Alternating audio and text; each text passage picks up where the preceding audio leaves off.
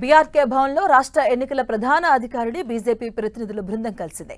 BJP Telangana అధ్యక్షుడు రామచంద్రరావు ఆధ్వర్యంలో సీఈఓను కలిశారు కమలం నేతలు. ఎస్ఐఆర్ విషయంలో ఎంఐఎం పార్టీ వ్యవహరిస్తున్న తీరు సరిగ్గా లేదంటూ ఆరోపిస్తూ బీజేపీ ఫిర్యాదు చేసింది.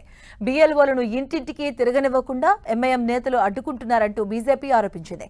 దొంగ ఓట్లు, అక్రమ ఓట్లను తొలగించకుండా బీఎల్ఓలను మజ్లిస్ పార్టీ నేతలు భయపెడుతున్నారంటూ తీవ్రంగా ఆరోపణలు చేసింది బీజేపీ. సర్ ప్రక్రియ పగడ్బందీగా సజావుగా జరిగేలా చర్యలు తీసుకోవాలని సీఎంను కోరింది.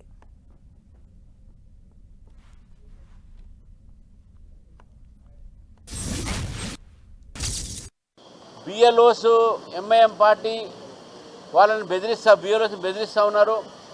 వాళ్ళని బెదిరించి కొన్ని ప్రాంతాలకు పోకుండా చేసి ఒక చోట ఉండి అక్కడే అన్ని సమాచారాన్ని స్వీకరించి మళ్ళీ దొంగ ఓట్లు నమోదు చేసే ప్రక్రియలో ఉన్నారు. ఈ విషయాన్ని కూడా మేము సీఈఓ దృష్టికి తీసుకోవడం జరిగింది.